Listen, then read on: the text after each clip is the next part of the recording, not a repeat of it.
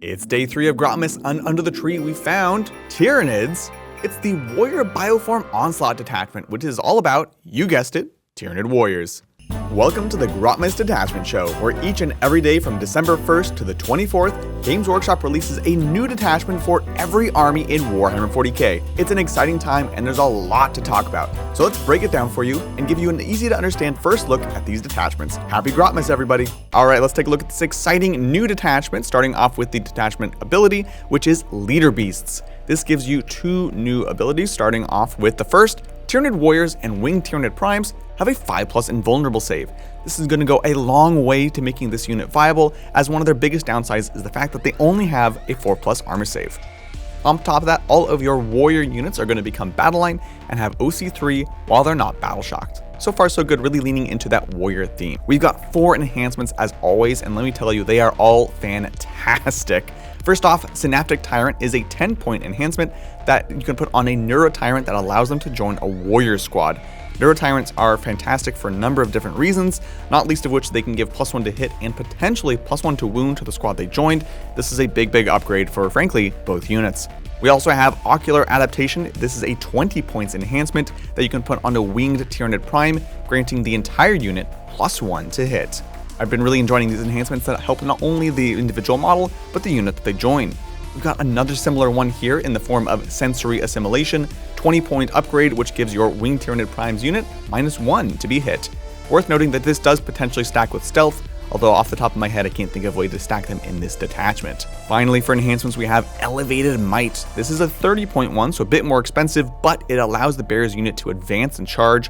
Again, one of their very sought after abilities in any detachment. So we've got a decent detachment ability, 4 fantastic enhancements. Let's take a look at the stratagems that'll help us determine whether or not we would play this detachment. Synaptic Amplification is a 1 CP stratagem that you trigger in your shooting or the fight phase. It allows you to reroll a wound roll of 1, and if the unit that you target is a warrior's unit, they can also reroll hit rolls of 1, and you can select an Endless Multitude unit within 6 to benefit.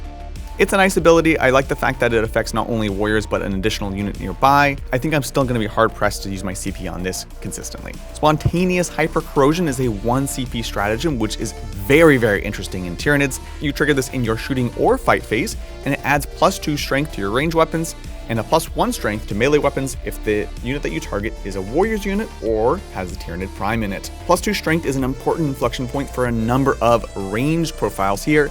You can look at your Venom Cannons on your warriors. That takes them from strength 9 to strength 11, where suddenly they can actually punch into tanks, something that Tyranids traditionally suffer with.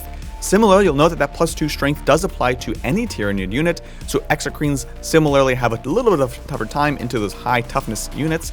Well, say goodbye to those problems with Spontaneous Hyper Corrosion. Restorative Impulse is a 1 CP stratagem in your command phase that returns a single warrior model to a squad. Pretty situational, but it is nice to have when you need it. Synaptic Micronodes are another 1 CP stratagem that you trigger in your movement phase. This allows you to sticky an objective with a warrior's unit. If you're not familiar with sticking an objective, this is just slang for saying that as long as you are controlling the objective now, you'll continue to hold it when you leave until your opponent takes it from you.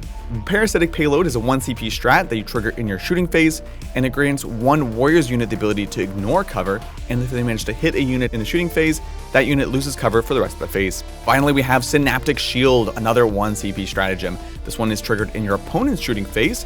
Essentially, this is the new transhuman on a warrior squad. This means that if the targeting strength is higher than their toughness, it'll be -1 to wound.